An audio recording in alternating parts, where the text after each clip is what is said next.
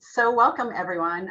On behalf of United Cerebral Palsy and its president, CEO, Armando Contreras, the UCP Board of Trustees, we just want to thank you for attending actually the second session of the UCP Professional Series. I'm Valerie Piercini, and I am the Director of the Therapy Program and the Early Learning Center here at UCP of Central Arizona. So along with Dr. Michael Kruer, I serve as the co-chair for the UCP Nationals Research Committee, which is charged with exploring and promoting transformative research that really just changes the way we think about and care for people with cerebral palsy and other neurodevelopmental disorders. Today's presentation is actually a collaboration between United Cerebral Palsy's Research Committee, Gillette Children's Specialty Healthcare, and then two UCP affiliates, UCP of Minnesota and UCP of Central Arizona. A reminder that this is the second of an ongoing professional learning series webinars that we will be hosting with plans well into 2022. So details on our next presentation will be provided to you at the end of today's webinar, as well as we will email it to all the registrants.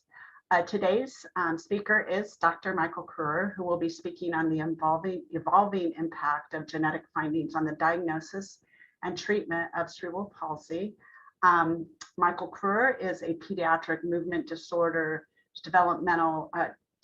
neurologist, developmental pediatrician, and molecular geneticist. Sorry about that, Michael. I totally stumbled on that long title.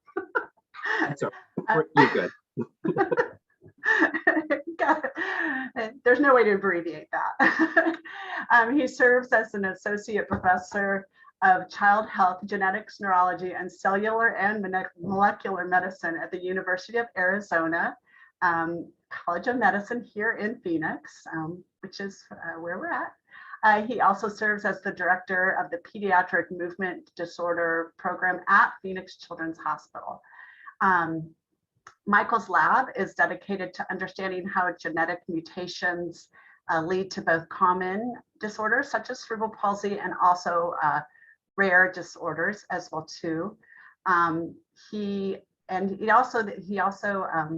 Rare disorders in children, and also how the genetics can serve as a springboard to improve the diagnosis and intervention for children. Work in his lab also focuses on basic mechanisms of health and disease, particularly the intersection of cellular metabolism and stress response pathways. The Kruer lab is currently collaborating with CPRN, which is Cerebral Palsy Research Network, on an NIH-funded study. It's very exciting, of CP Genomics that leverages a self-contained iConsent platform, and that facilitates network data for genetic discoveries in cerebral palsy. So Michael has told me that, Dr. Kruer has told me that his most prized recognition has been his receipt of the Laura Dozier Award in 2019 from UCP of Central Arizona. And I'm very proud to tell you that he is also one of our board members. Also, as I said previously, he is the co-chair of United Cerebral Palsy's Research Committee, along with myself, and I would also tell you that he's a cherished friend. So with that, Michael, Dr. Kruer, you're ready to start. Thank you so much, Valerie, for that kind introduction. And today, on one of my favorite topics, here are my disclosures, none of which be relevant, except for the fact Valerie mentioned, I am proud to be both a board member of UCP of Central Arizona, as well as co-chair with Valerie of the UCP Research Committee. In full disclosure, I should also warn you that we're going to be talking about some pretty hardcore today, but I can handle it. Please feel free to see me as I go through any questions or if anything's not clear. And in addition, at the end, time for questions from the audience. So please feel free to submit those or to share those at the end of the talk. In terms of the objectives for today's discussion, really we wanted to talk about the intersection of old and some new concepts in cerebral palsy. Furthermore, we wanted to understand some of the implications of recent research findings for a child's cerebral palsy care. And I would say that that also extends not just to children, but well into adulthood. So this is one of my favorite introductory slides. What you have here is a time-lapse video. And this is actually a bunch of rat brain cells in a dish, recorded under the microscope under a period of several days. And what you can see is that these brain cells, they start out as these isolated entities, but they quickly start to branch out and connect with other cells in the dish. You'll see processes whizzing across the screen. Not only are these processes extended, but in some cases they're also retracted because not all of these connections are actually optimal connections, which we'll talk about later. In seeing something like this, I think that I'm often struck by the remarkable complexity of early brain development, especially when you think about the fact that this is a bunch of rat brain cells in a dish. Imagine what's happening during normal human brain development as billions of neurons are connecting up with one another. It's actually quite remarkable that anything with neurodevelopment ever goes right. And so with that in mind, I think that it can be quite interesting to consider the ways that different neurodevelopmental disorders are actually distinguished from one another, as well as sharing common features. But when we think about neurodevelopmental conditions, we often break them down by domains of development. And so many of you will be familiar with intellectual disability as something that affects the cognitive stream of development. Familiar with autism spectrum disorders as affecting both language and social emotional development. And then the topic of today's talk, cerebral palsy, really, as many of you are very well aware, affects physical development and actually represents the most common cause of physical disability in childhood. Now, cerebral palsy is classically characterized as a developmental motor disorder. It's fundamentally of early onset and non-progressive. And CP has been defined through the international consensus definition that you see here, which was published in 2007, now almost 15 years ago.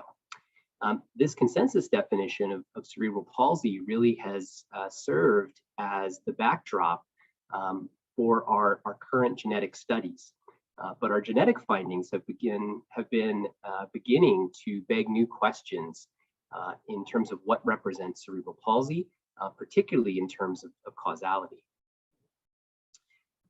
Many of you will also be familiar with the fact that there's been a dizzying array of different neurodevelopmental disorders that have been described in recent years, particularly when one looks at individual single genes that can carry mutations and lead to these different neurodevelopmental disorders. As Valerie mentioned, my laboratory focuses on the study of both rare and common forms of neurodevelopmental conditions. But what we're increasingly finding is that these actually represent a continuum. And so thinking about this, many common developmental disorders like autism or CP actually in many cases are collections of individually rare disorders. And what I mean by this is if one thinks about autism, for example, in blue, there are many different roads to autism, including single gene mutations and environmental influences that ultimately lead to common clinical features that we know and recognize. However, there may not only be important similarities among these roads to autism, but in some cases, important differences. And so that's something that is increasingly being recognized today. I think it's worth pointing out that most treatments for CP, despite the tremendous progress that's been made in the field, are still fundamentally focused on symptom reduction and not the fundamental problem of what's happening in the developing brain. And so I think that although there are common themes in the neuroscience of CP that are beginning to emerge, there is still an awful lot we have to learn. However, recent studies have begun to shed increasing light on links between genetic and acquired forms of CP, such as those caused by lack of oxygen. And I think that there's increasing evidence at multiple levels that developmental missteps, brain development turning right when it should turn left, for example, that seem to be really at the core of some aspects of cerebral palsy. So many of you are familiar with lack of oxygen, or so-called hypoxic ischemic injury in cerebral palsy. And what's pictured at the top of the page here is a brain MRI scan taken from a child with periventricular leukomalacia, a classic finding associated with CP that includes signal change, a whitening of the white matter of the brain, and also this cystic degeneration, where there's been a frank cell death that's occurred among many of the brain cells in this early brain scan.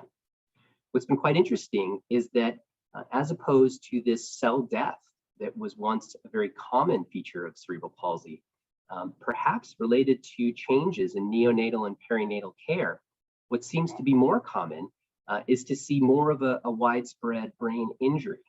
And when one looks at that injury microscopically, evidence has really emerged that developmental missteps might actually be predominating. So as seen here, some of the glia, the supporting cells of the brain, can actually undergo a dysmaturation, where they take a wrong turn during development, affecting their ultimate function. And similarly, work from Stephen Back's lab in Oregon has shown that these processes can also occur in neurons of the brain.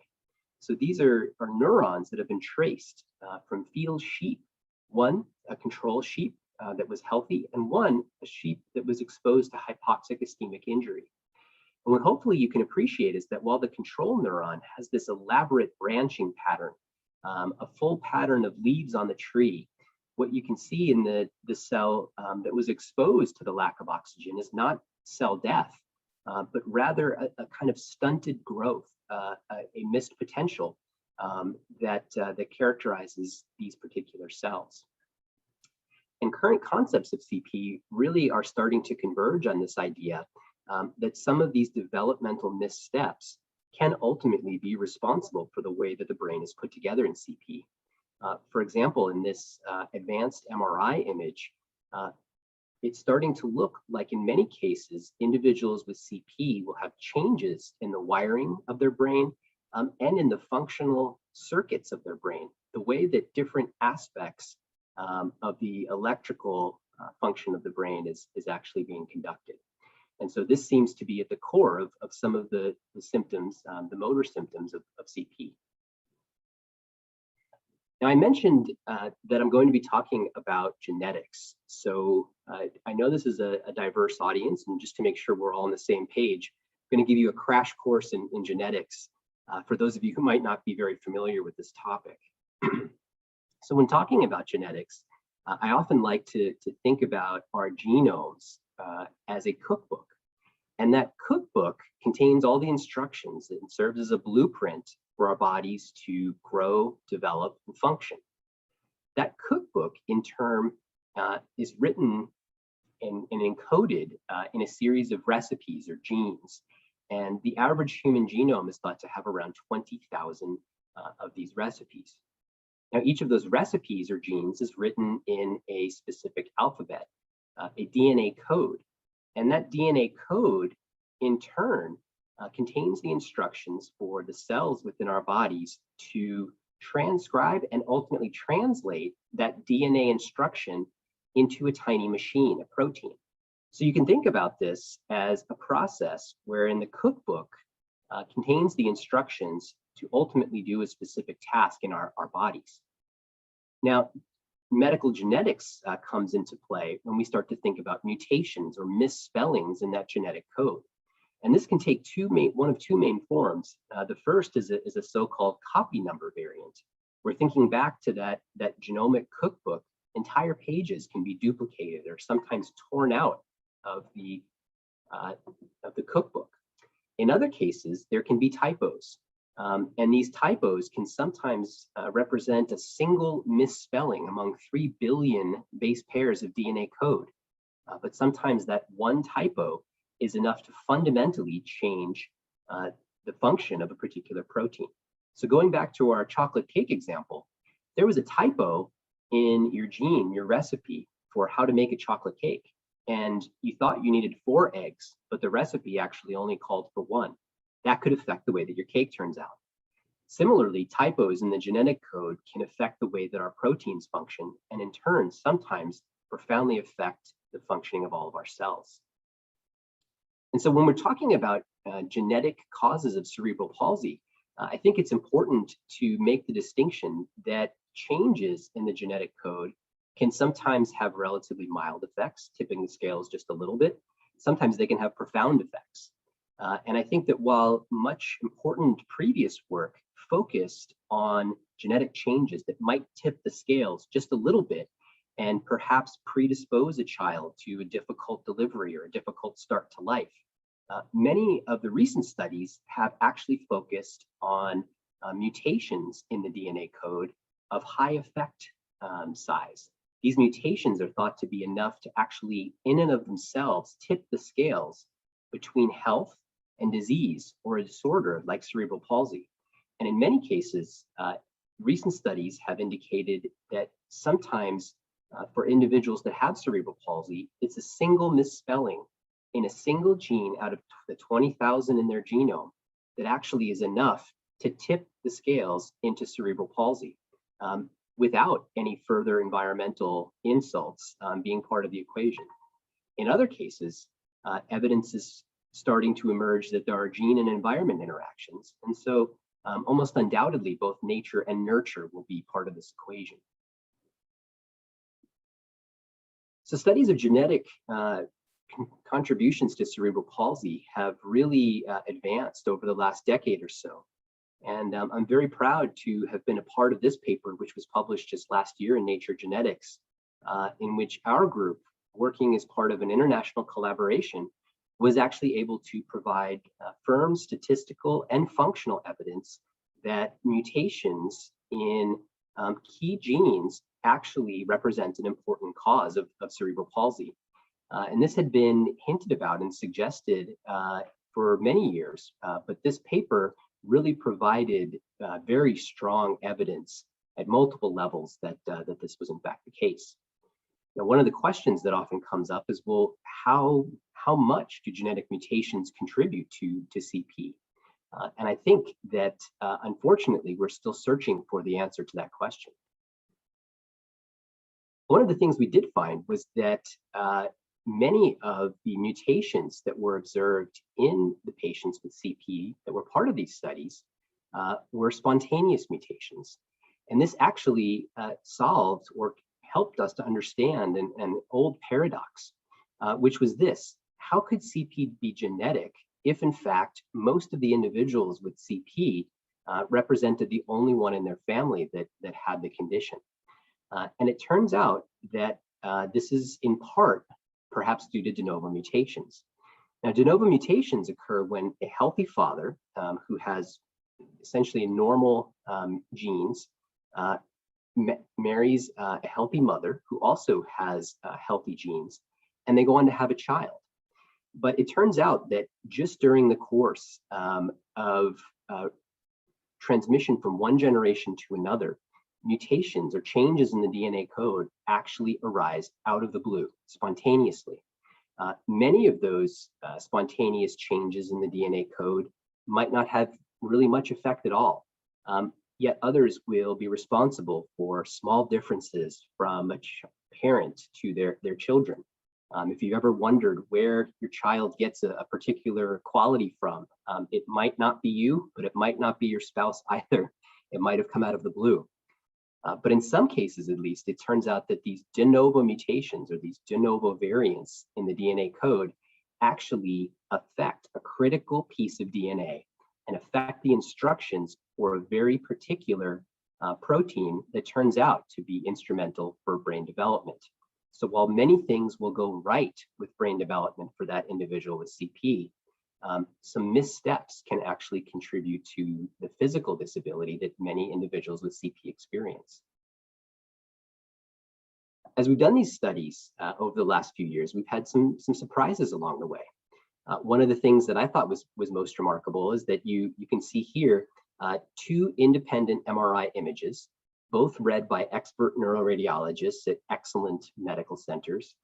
And both of them showed some subtle changes in the white matter of the brain that you can perhaps see here and here. And what the radiologist read these MRIs is indicating was that there were changes in the white matter of the brain that suggested some type of ischemic event, some lack of blood flow. And this was quite interesting because both of these pregnancies had occurred without any apparent complications. Both of the mothers had received excellent prenatal care. And so when we actually enrolled these families in our genomic research studies, we were surprised to find that each of them carried mutations in a different gene that actually seemed to explain not only the symptoms of that person, but also the MRI features. And so this was a case where I think much of what I was taught, for example, during my medical training, at least in this case, turned out not to be true.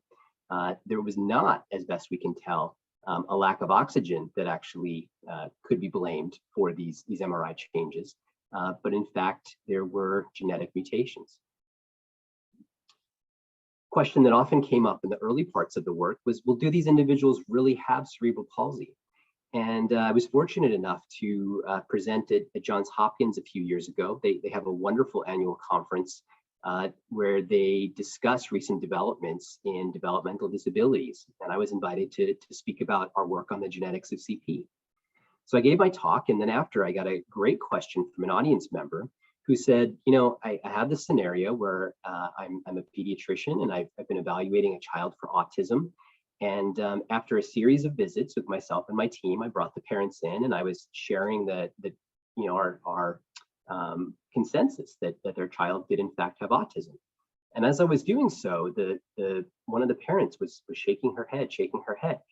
And I ultimately asked, is something the matter? And the parent said, well, you know, we were told that this would happen, but our child doesn't have autism. Our child has a rare genetic syndrome. And so the question that was posed to me was, well, which one is it? Is it a rare disease or is it a common disorder that we're dealing with? And I think that this is a key question, particularly in medical circles, because families are sometimes given conflicting information from many providers. And for what it's worth, my own take on this is that it's both. I think that there's actually value in having both the rare disorder diagnosis as well as the more common neurodevelopmental diagnosis. So for example, even though it's turning out to be a bit of a mouthful, I might describe one of my patient's condition as spastic dystonic diplegic cerebral palsy, so essentially a form of CP. I might grade the degree of involvement, but then I would qualify that as due to a particular mutation. And it turns out that CTNNB1 mutations represent one of the most common causes so far of cerebral palsy.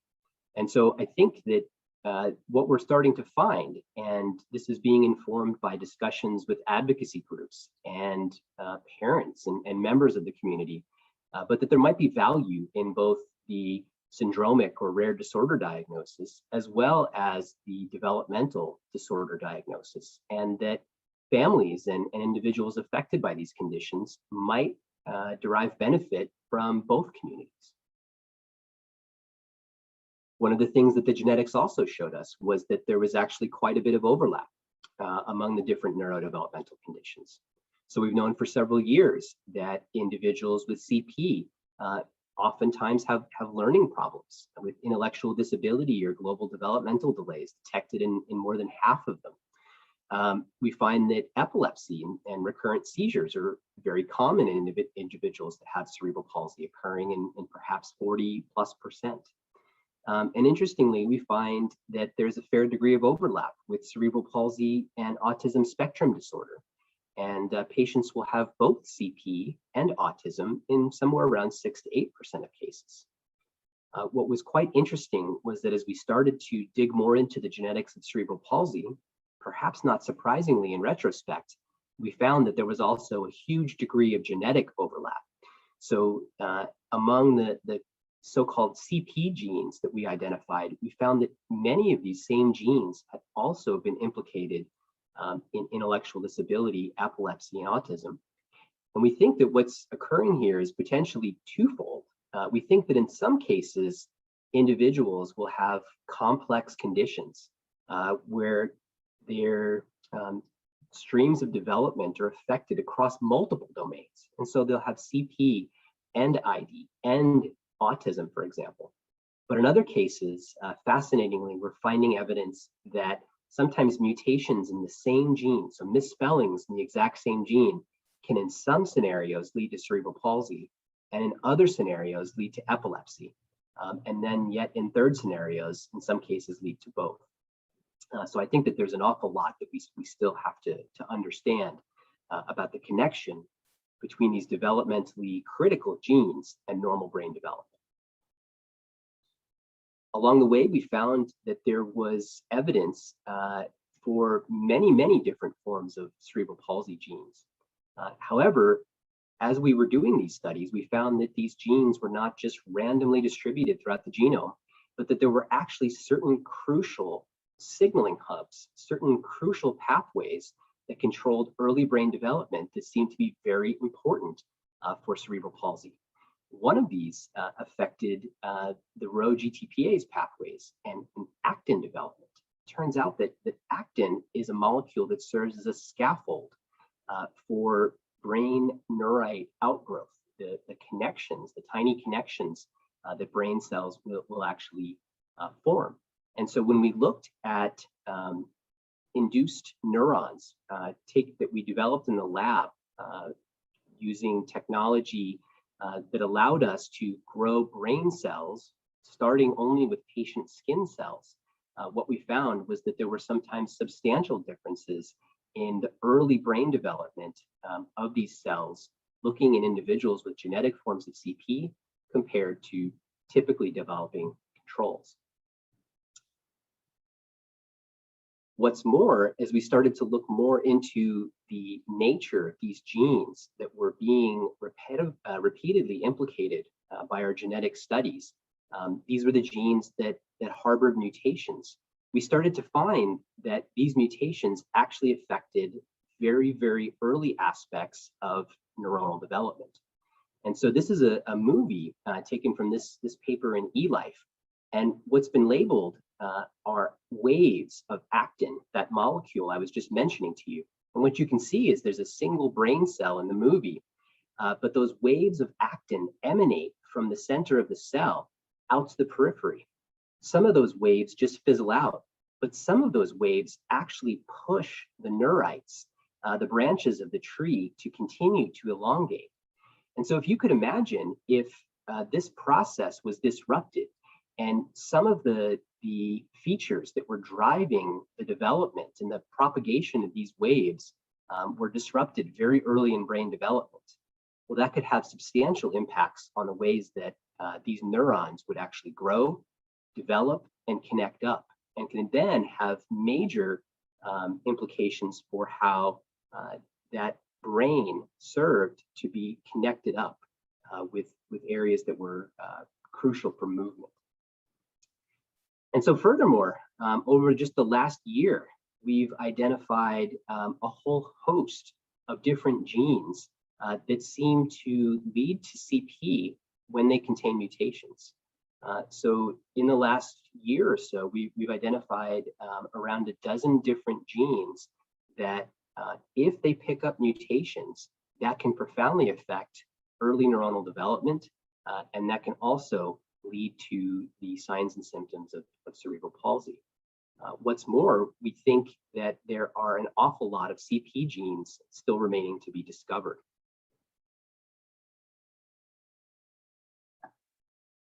One thing that's been fascinating is that studies of cerebral palsy genetics have also started to teach us about normal brain development. And so I want to tell you a little story. This is about a rare form of cerebral palsy that's affected, to our knowledge, only 4 children in the world. So this is an ultra rare condition. Now, undoubtedly, there are other kids that are affected and that have cerebral palsy and other neurodevelopmental disorders, including intellectual disability and epilepsy, related to this particular gene. But for the purposes of this story, we're starting with just two families who were willing to partner with us and join our studies to try to understand what might be causing CP within their family. And so these two families participated in our genomic research studies. We sequenced the genomes of the parents as well as the children, and we found something fascinating. We found that in each of these families, there was a mutation of a single gene called PGBD5. And this is a bit of a mouthful, but PGBD5 is a fascinating gene. It's a gene that actually is thought to represent a transposase or a jumping gene. So this gene, when it's turned on, will actually influence how DNA is cut and pasted between different regions of the genome. The long and short of this is that PGBD5 allows regions of the genome, the cookbook of life, if you will, to be cut and pasted. And these genes, transposases, are perhaps best understood in the context of maize. This particular variety of corn was studied by geneticist Barbara McClintock decades ago, and actually led to McClintock receiving the Nobel Prize in 1983. But what McClintock and her group was able to show was that the reason that the different kernels of the maize would sometimes have these dramatically different colors was related to the fact that the genes within each of those kernels would be rearranged, cut and pasted, and jumped from one region to another, which would in turn influence the color that they took.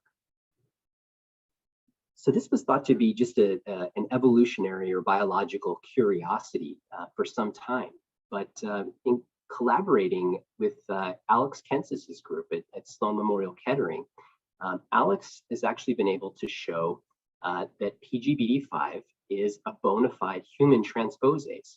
So the studies in Alex's lab were able to show that this gene in human cells seems to retain that ability to jump from one region to another. And so what you can see is that this is actually thought to involve many different regions of the genome. What does that have to do with neurodevelopmental disorders? Well, it turns out that the human brain is thought to be a genomic mosaic, which means that if you think about the billions of cells in the human brain, that each one of those cells is actually in many ways a little bit different than the one next to it. Now, sometimes those differences might turn out to be very, very small. Sometimes from one cell to the next, as you can see here with the orange going to blue, there can sometimes be more substantial differences.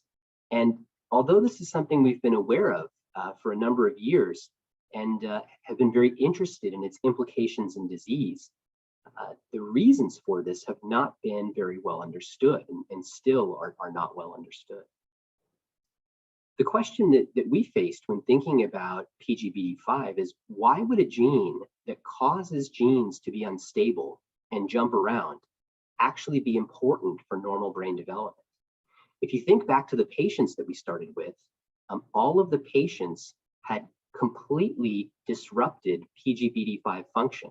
And as far as we could tell, that was the only thing that was disrupted in their genomes, their cookbooks. So something about this loss of PGBD5 actually seemed to be leading to this relatively severe neurodevelopmental disorder. But how could that be? Well, it turns out that fascinatingly, during the normal process of development in mammals, and this occurs in mice, and it occurs in many other mammals, all the way into humans. Turns out that there's a period of time at which millions of brain cells will commit suicide during normal brain development, meaning that they'll go through a period of programmed cell death. The reasons for this are not very well understood, but this has been shown over and over again that there's a developmental window and there are waves of apoptosis where brain cells will actually activate this cell death program and die off. So this is still unpublished work, and there are some pieces that definitely need to be connected But our current hypothesis is that PGBD5 actually seems to be performing a very important role. It seems to be linked to generating that mosaic in the brain and making each brain cell a little bit different from its neighbor. So PGBD5 during normal development is turned on and causes brain cells to have their DNA rearranged, cut and pasted in such a way that makes that brain cell unique and its neighbor a little bit different. Now, all of those brain cells are then thought to go through a period of microevolution. So similar to Darwin's finches, microevolution of the brain is thought to perhaps occur again during this branching process that I showed you very early on. If you can imagine some connections between neurons, like these two right here in the cursor, being very functional and very adaptive, these are something that will help the organism to function. Those connections tend to be strengthened. Those connections tend to be kept.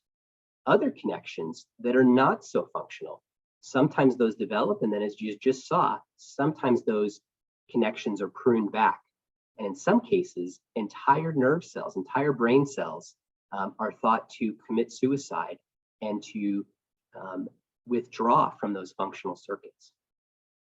So although a lot more still needs to be determined, we think that this is some of the first evidence that the lack of ability of brain cells to generate diversity actually is maladaptive, that brain cells that are missing PGBD5, that don't have the ability to rearrange their DNA, that those cells are not able to integrate into functional circuits as well. And so when some of those should be pruned back and stripped away from the developing brain, instead they're kept, and that actually might be leading to a neurodevelopmental disorder. So in summary, I think that I've shown you now firm statistical and functional evidence that genetic mutations lead to CP. Hopefully you come away with an appreciation that we're actually discovering new CP genes at a relatively rapid clip. Hopefully you'll also see that there are probably hundreds of different genes that contribute to CP that exist, and many still await discovery. So many groups around the world are still actively in the process of trying to uncover new genes that might lead to CP when they harbor mutations. And then finally, there are several key pathways that have been identified. Many of these seem to control early brain connectivity. All right, so if you're still with me, this is where we move ahead from the science to the clinical implications. And the question then becomes, all right, so for those of us on the front lines treating patients or clients with CP and related developmental conditions, what's the upshot of this genetics? What does this mean for us and the families that we serve? Has everything changed or has nothing changed? And I think that these are a series of very important practical questions. So first and foremost, I think that it's important to recognize that this is still CP. This paper, I think, sums it up quite nicely. It doesn't matter what the cause is or what the pathway is to CP. If an individual has been clinically diagnosed with cerebral palsy, similar to if an individual has been clinically diagnosed with autism, that remains a valid diagnosis. And the genetic finding in that case might best be thought of as a cause or a pathway to cerebral palsy. And so this was a position that was published in this paper from the International CP Genomics Consortium. I think it's important, though, to think beyond that and to think about the implications for families. So for many families, I think genetic findings can start to provide closure. For a lot of families, we've heard from them that the identification of a genetic cause for their CP or their child's CP might actually represent the end to what has felt like an incredibly long journey. There's been many writers who have talked about a diagnostic odyssey for individuals that don't seem to have a readily identifiable cause for all of their medical symptoms.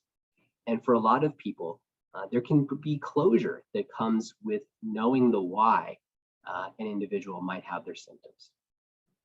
think equally, if not more important in many cases, we as parents, all of us, have a tremendous tendency to take responsibility for everything that happens with our child, whether it's something we can actually control or not.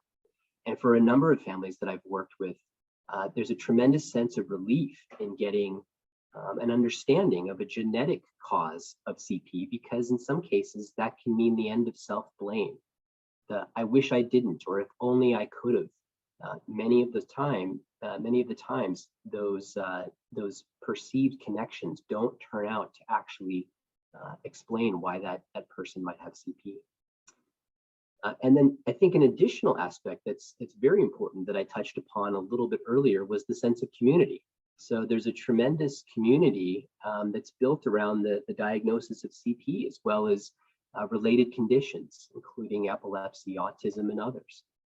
But I think that there's also a sense of community that can happen with the connection to the rare disorders community.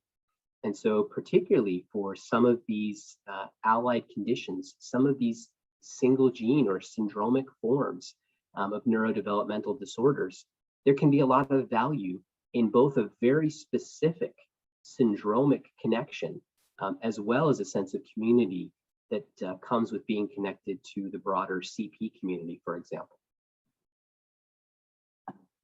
For a lot of families, this can have important implications in terms of what to expect for other children. So historically, when a family would have a child with CP, most of the time, unless there were clear risk factors, they were counseled that their risk of having another child with CP would be roughly around 1%.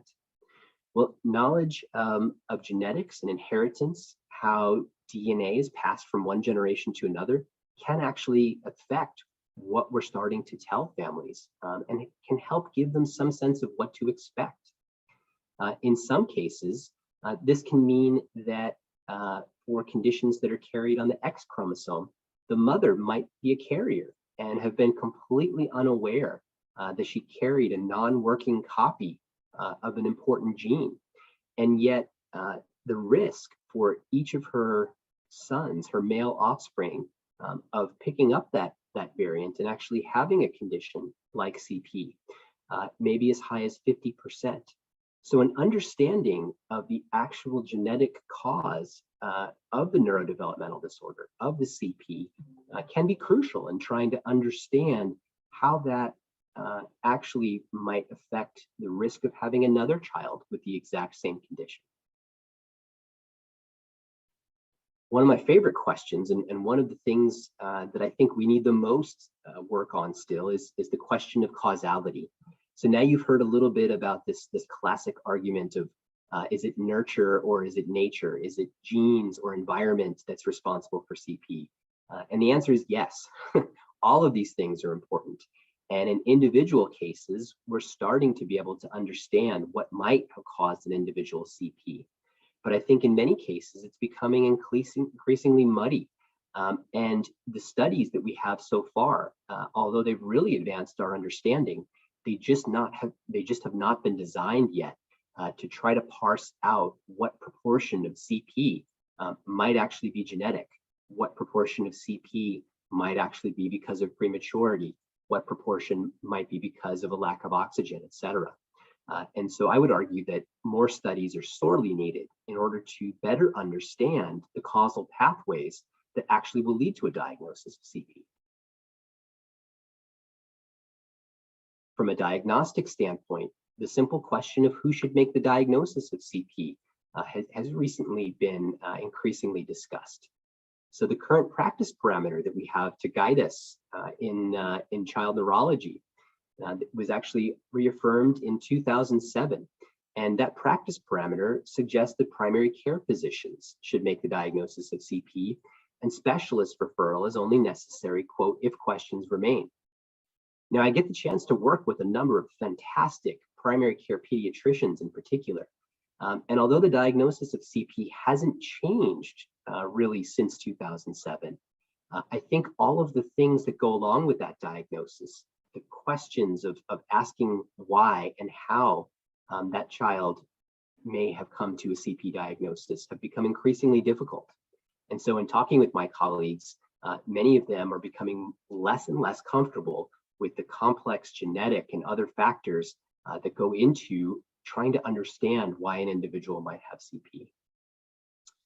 Furthermore, although we don't have time to get into it today, there's a whole class of conditions that are called CP mimics that look very much like CP, but are fundamentally degenerative, progressive, or sometimes of later onset. And so I think that all of these questions are really becoming increasingly difficult to answer, and they may very well be appropriate for another iteration of the practice parameter. I think that in particular, given the complex genetic factors that are coming into play, the role of child neurologists and neurodevelopmentalists is perhaps becoming increasingly important because their training really provides them with the tools needed to assess the etiology of CP. Many other specialists have similar skills and really should be part of this ongoing dialogue in terms of who should be making the diagnosis of CP, particularly as there's more and more emphasis, appropriately so, on early identification and early intervention for children with CP. Not surprisingly, given all of this, this new data and new findings, there's turning out to be more and more practice variation in diagnosing CP. So this paper was led by my colleague Buma at WashU, a member of our URC, along with several other members of the UCP Research Committee. And what we did was pose different scenarios to self-identified CP experts. And disconcertingly, we found that even among experts, there was variability in the diagnosis of cerebral palsy in the same scenarios. In particular, that was seen for hypotonic forms of CP, as well as CP with the genetic etiology. So I think that clarity and consensus and ongoing discussion is really needed in the field. One of the things that I'm most excited about as a practicing clinician, given all of these genetic findings, is the concept of actionability. And this fits in very well with current concepts regarding the early identification and early intervention of children with CP, because it's looking like it might not only be possible to intervene early from a therapeutic standpoint, but it also might be possible to do so from a medical standpoint. So with this data, I should warn you, is as yet unpublished, but so far what we found is that almost a quarter of the genetic findings are clinically actionable, meaning when we do identify a genetic cause of CP, about 1 in 4 cases, this will actually change what's recommended and change how we treat those individuals in the clinic. In some cases, this can mean applying a new treatment. In other cases, this can mean avoiding potentially dangerous risk factors, avoiding complications, and circumventing worsening of the condition. Although this is extremely exciting, I have to point out that the evidence base for this is currently weak, even though this is an up-and-coming area, and further studies are certainly needed. One of the ways through which genetic findings are starting to influence clinical practice is in the area of treatment, and this plays directly into actionability. So I think in some cases, genetic findings are starting to influence the normal trial and error process that clinicians go through, and it's really helping us to potentially reach for the best treatments first.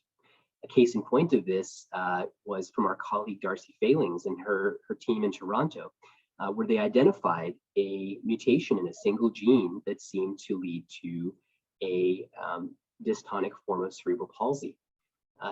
Drawing on what was known about how this beta-catenin gene actually influenced early brain development, the team recognized that this could impact dopamine neuron function. And so started out with the replacement of dopamine using a clinically available compound called levodopa. They presented evidence in this paper that this actually had a demonstrable beneficial effect for this patient. So here's an example where the genetic findings informed the treatment and actually helped the team treat this patient in a far better, more directed fashion than the usual trial and error that we have to resort to in the clinic. One of the things that I think we're very excited for is the ability to perhaps better predict outcomes in patients that have CP. So this is an old video, and I've sped it up because it's quite long. I didn't replace it with a newer video because I wanted to emphasize the fact that even though we've known about this particular genetic form of dystonia for some time, we're still looking to try to combine genetic information with treatments. And so this is a young man in Japan who was actually demonstrating his pretty significant dystonia. Again, you can see it in fast motion, but I think it really accentuates the difficulty that he has engaging in selective motor control and the profound dystonia that he experiences that affect most aspects of his motor function. So this young man went on to get deep brain stimulation. And we'll see that in just a moment. Deep brain stimulation is a particularly exciting technique, but one of the biggest difficulties in the field is trying to decide which patients should undergo this elective brain surgery. So here's the same young man after getting the DBS. Big smile, not too bad.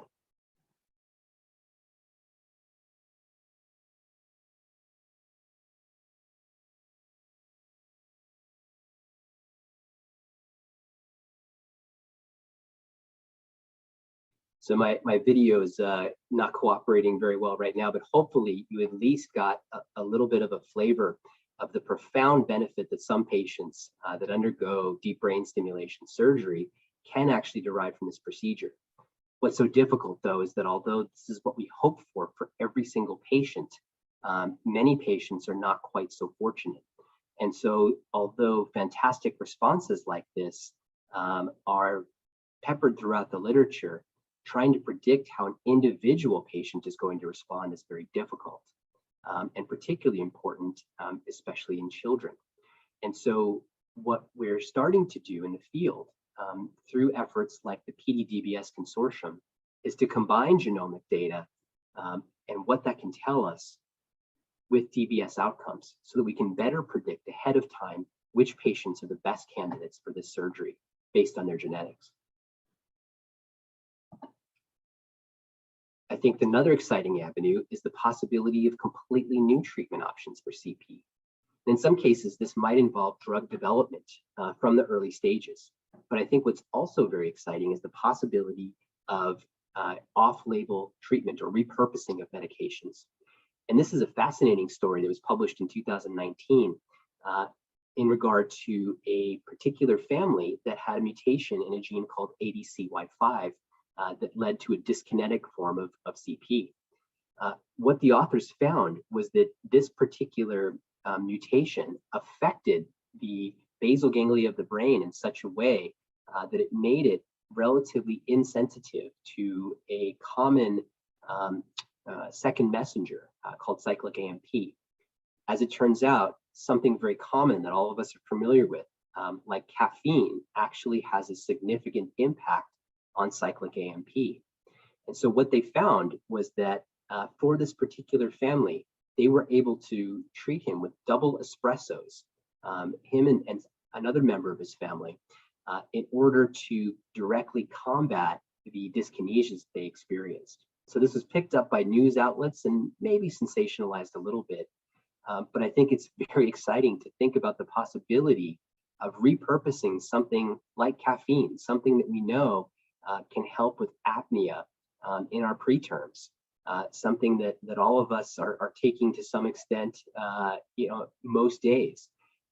But using this in a very focused, directed manner to treat the particular form of CP that a person has.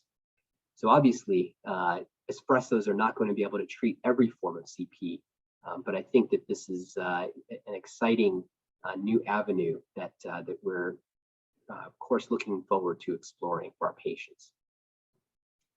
And I think as we start to think about this possibility of repurposing medications, of thinking about CP treatment and using what are traditionally thought of as non-CP medications for the treatment of the motor symptoms of CP, I think we have to think about this carefully and responsibly. But I also think we need to start to think about this from a broad perspective.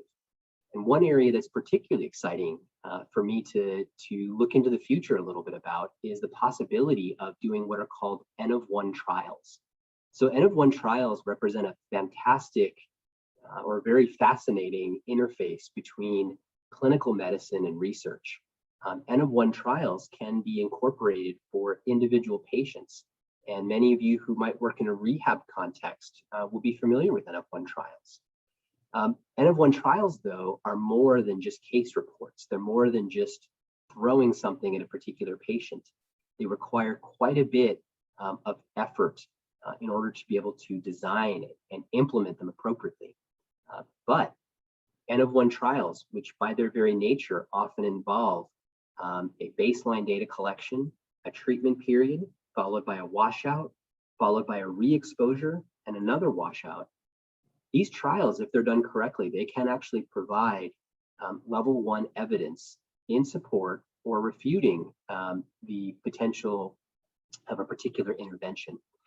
And so this is increasingly being recognized as an important aspect of evidence-based medicine, and may be particularly relevant for some of these conditions, these subtypes of genetic forms of CP, which may be individually rare, but collectively actually account for an important part of CP.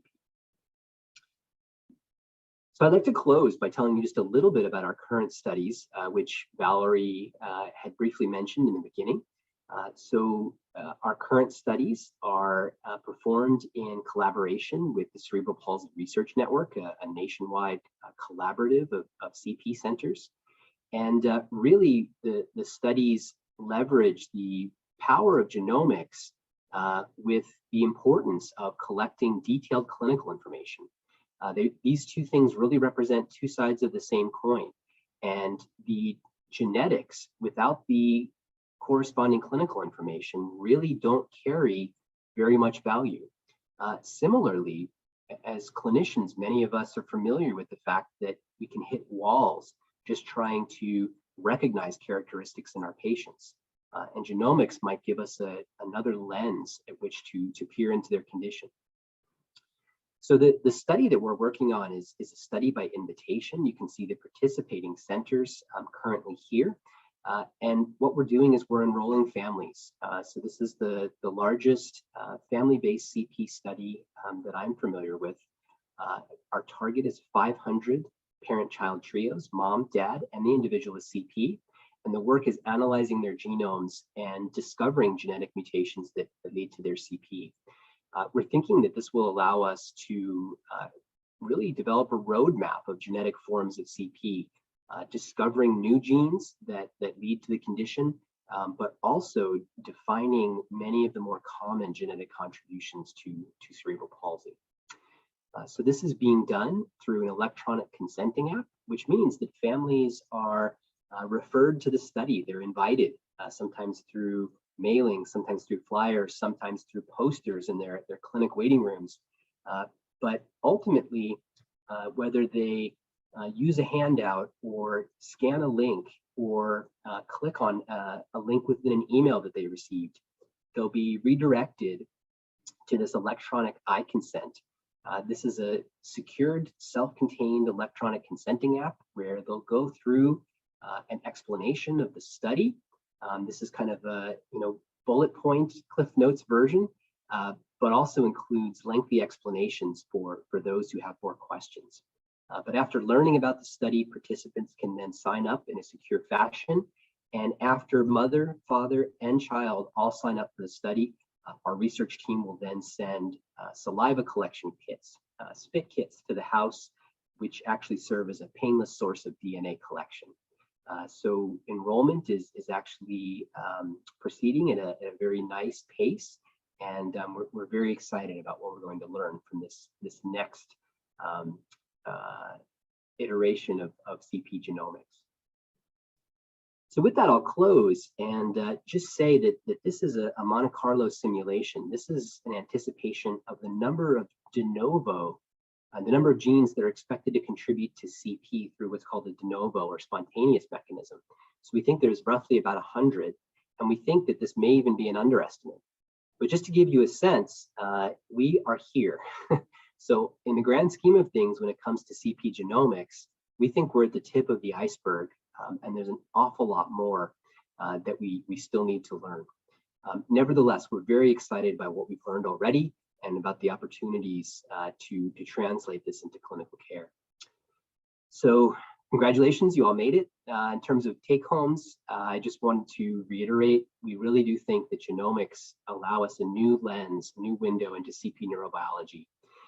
We think that the implicated genes may actually help us inform our clinical diagnosis, but also can provide important information about prognosis and are starting to inform the research field by telling us more about mechanisms in the brain that lead to CP. Hopefully, I've given you some examples of how some of the insights from genetics may allow us to better apply the treatments that we already have, really tailoring the treatment for the individual patient, as well as providing opportunities to develop fresh approaches for CP treatment. Based upon a lot of the conversations in the field, it's starting to look like it may be time to revisit the practice parameter for CP diagnosis, as well as perhaps even thinking about the consensus definition, given the amount of variability that we see even among experts in the CP field. And finally, I'm a huge advocate for a common language across specialties, therapists, physicians, surgeons, educators, families, with the potential to improve care. Really, that's at the core of all the research we do, is partnering with families and members of the CP community. So with that, I'd like to thank our funders and thank all of the hardworking members of my lab who do the work that you saw me presenting about today. And with that, I'll stop, and I'm happy to take any questions that you might have. Thank you so much. Dr. Kruer, I'm Mary Beth Fitzgerald from Gillette, and I'll be sending the questions over to you, but I want to thank you for your wonderful presentation and your expertise. We have a few questions here. To start with, the question is, do you have are there guidelines available for genetic testing in CP? No. So at this point in time, there are not. And I think that this is a question that actually comes up quite a bit because families are starting to become more aware of genetic influences in CP. I think that physicians and clinicians in general are starting to get this on their radar. There are a number of different clinical tests that are actually of potential value in trying to understand how a particular individual might have come to a diagnosis of CP and understanding the cause of his or her symptoms. So the long and short of it is that we have a lot we can do. We have a lot of uncertainty, though, in the field right now. And so even among experts, there are conflicting recommendations, and those are based mostly on expert opinion. So I think what's one of the things that's missing in the field is more data, really, to help us as clinicians caring for patients and families, help guide us in terms of what we might reasonably expect to find if we do genetic testing. So no easy answers at this point in time. What I'm recommending for my trainees, my residents, my fellows, is to always think about the why, and to think about why a particular individual has CP. So if your patient is coming to you and the reason for their CP is not known or not clear, think about genetic testing. Thank you. The next question is, do you recommend genetic testing if a child with CP has birth asphyxia, or should all individuals with CP have genetic testing? Yeah, that's another question that I think we don't have easy answers to. I think my current practice at this point in time is not necessarily to get genetic testing on everyone. Now, with that said, we know from looking at cohorts where they did conduct genetic testing on everyone, that even individuals that have what seems to be a clear risk factor, clear acquired insult, like birth asphyxia, like prematurity, some of them are also being found to have genetic mutations that may explain their symptoms. So I think things are actually getting to be more confusing in the short term. However, on a more hopeful note, I think that despite the different recommendations from experts, there's starting to be a consensus in the field that we should really be thinking about genetic testing at a minimum for those individuals that don't have a clear explanation for their CP, and that depending upon the individual case, the individual scenario, it's reasonable to consider genetic testing even when there's a quote unquote cause of the CP already known. Okay, then the other one that is frequent here is, what kind of clinical genetic testing do you recommend? Yeah, so I think that it's important to recognize that there's several different types of genetic testing. Going back to that initial slide where I was talking about the possibility of a typo in the genetic code versus entire pages being duplicated or torn out of the genomic cookbook, that there are, broadly speaking, two varieties of tests. One is designed to find those so-called copy number abnormalities that look at entire pages missing or duplicated. The other is trying to find those single letter typos. And many experts in the field are recommending that people will start by at least thinking about doing what's called a microarray, looking at copy number variants. I myself will often start by looking at more unbiased techniques, broader unbiased techniques like gene panels or whole exome sequencing. Great.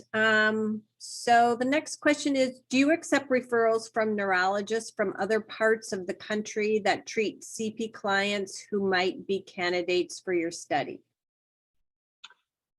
So at this point in time, I do accept referrals and can see patients clinically through telehealth. If individuals are interested in participating in our studies, at the present time, you have to be part of one of those 7 centers within the CP Research Network. However, in the very near future, we're looking to launch a patient-directed, kind of direct-to-family version of the application, which would be through the MyCP forum within the CP Research Network. So that's not live quite yet, but it's something that we're looking to launch within the next several months. So for those of you who might be interested, you can check out MyCP. Well, that's great. So outside of the current study you're conducting, how accessible is genetic testing for families with a child with cerebral palsy in terms of financial costs and proximity to geneticists? Yeah, that's another really important question. I think that, at least in pediatric medicine, neurologists, developmentalists, PM&R physicians are understaffed, underrepresented. Geneticists certainly fall into that boat as well. And so the waiting list for genetics clinics, I often hear, is between months to sometimes more than a year. Despite that, I think that genetic testing is becoming increasingly accessible. And so to some extent, it depends on individual providers. So sometimes providers in other specialties are becoming increasingly comfortable ordering genetic testing. What's been quite remarkable is that the cost of genetic testing has really come down quite a bit. And so the whole exome studies that I was mentioning, where you essentially sequence all 20,000 genes in the genome, Those are currently less expensive in most cases than an MRI of the brain and spine. So I think it's all relative in terms of healthcare costs. Nothing is ever cheap in medicine, but there's an increasing argument for relative benefit, and even from a cost savings perspective, we do know that the cost of exome sequencing for patients with some type of birth defect or congenital anomaly, or for global learning disabilities like intellectual disability, is such that it's currently recommended as a first-line test by the American College of Medical Genetics and Genomics. So I think that in a nutshell, these things that used to be out of reach and kind of ivory tower are quickly becoming very mainstream, very accessible. They're still not cheap, but sometimes they are the appropriate thing to do. Well, that's fascinating. So this next question is from a parent. So as a 67-year-old mother of a 39-year-old son with CP born premature, is there anything we could do to help in a study with genetics or other ideas? I would like to participate in anything to help you learn more and to help my sons know if they will carry a gene for CP. Neither of my grandsons have CP, but my son and daughter-in-law did not have genetic testing before pregnancy, but we didn't know that it could be genetic. Yeah, great question. It's always a little bit difficult to comment on individual cases, but I will say that there's genetic testing and there's genetic testing. So sometimes I think that, for example, the prenatal testing that's often done is very important, but yet the testing that we're doing in the CP setting is a bit different because of what we're looking for and with some of the tools that we're using.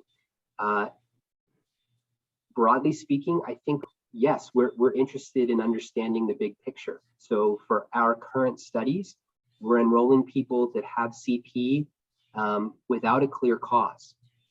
We're also enrolling people that are interested in participating that seem to have a cause, but there's some uncertainty.